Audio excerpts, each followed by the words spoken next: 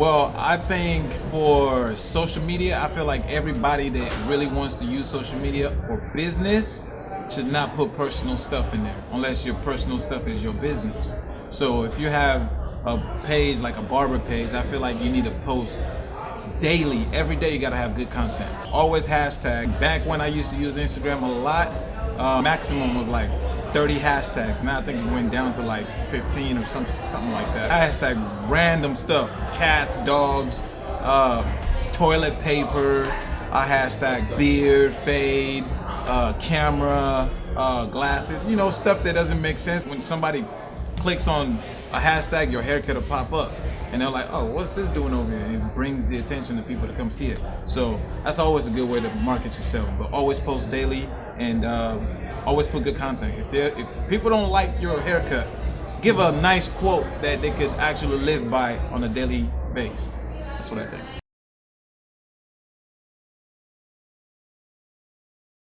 Man, that was a long time ago, man. When I started working at Elegance like 4 years ago, A-Rod came and sat down and asked me for a haircut. Didn't really know what kind of haircut he wanted, so he just told me what he doesn't like, which is he doesn't like hair on his bottom neck, and because he gets itchy. So I said, you know what, I'm just gonna blend it up. And you know, he liked the fade that I don't normally do, so he's like, just fade up my beard. And then I started fading it. I posted a video and it had nothing but just bad comment. But I said, there's no publicity that's bad publicity. Even bad publicity is always good. So that kind of like made me work on the beard a whole lot more, because I try to perfect it more and more, and just the little comments that I get, I'll reply and talk to it. I'll engage with the fans and like, oh man, it took me like an hour just to get one side right. You know, he has very sensitive skin, so that's always good for barbers that have heavy hand. You want to stay light-handed so you don't keep it red, you don't cut them, you don't, go too high. So that's how it worked, and he liked it, he loved it. But his hair, it's Puerto Rican, so his hair grows very, very fast, and it'll grow back in like 3-4 days, and I have to cut it again. So I perfected it, and that became his thing. It's called the A Milli cut now.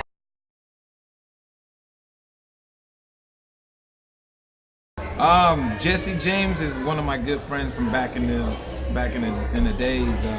I'll say about 15 years down. I went to church camp with him, summer camp, winter camp, and he was always a quarterback. I mean, he's 2 years younger than me. I'm 32, he's 30. We would have snowball fights, and not knowing that he's gonna be doing this. I didn't know his background, his history. He didn't know much of mine. I played football and I didn't make it in the league, so I just said, I'll give all my time into barbering and just, made this my target. So social media kind of helped me out, and he found me, and then he started talking to me, telling me about this. And since I knew him from back in the day, I've turned down a lot of people that actually asked me to join and do barber shows. I don't really like that, but I said, you know what, I'm gonna start it off with him before 2020, and then we made it happen today.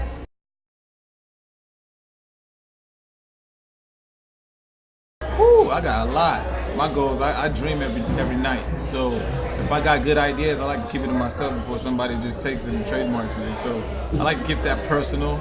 I mean, 2020 is coming. I'm working on a lot of things, and I hope all my supporters are gonna keep supporting. My real goal is just trying to bring the barber family together. I'm not really about the competition, but I understand there's levels in this game, and that's what we should look at it as. They got the new beginners, they got the middle, and they got the vets. So I feel like everybody just needs to come together and support each other, and that's my dream.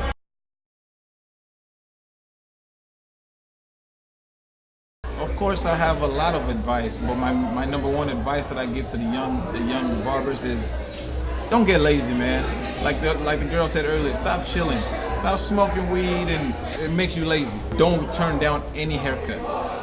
That's the number one rule.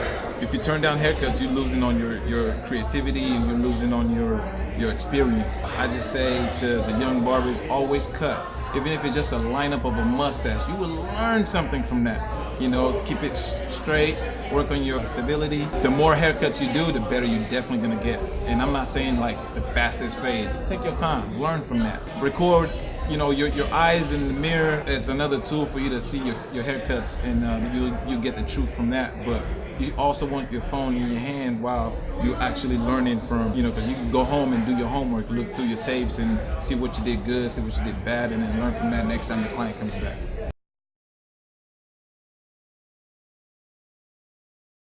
This barber game is taking off 2020. I think hair is going to be the new fashion.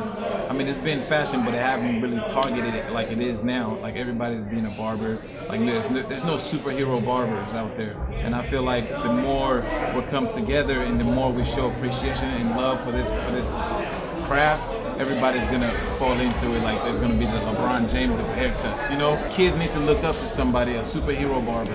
You know, even if there's a Cartoon Network that's having a barber show, they need something like that to give this kid something to. I've been cutting hair 22 years. I didn't have none of this social media back then. I feel like everybody is getting better with the YouTube and the Instagram, but people gotta stay away from these colors, man. We got kids putting colors on people's hair, man. You don't need those chemicals. Those chemicals in the long run is not good for you. So that's my rule, and I don't use color on my Instagram or on my haircut at all. So I'm trying to teach and let these kids know that you can do a nice haircut. You just gotta take your time, because you can wash off what you messed up, you know, and you can't wash up what's already there.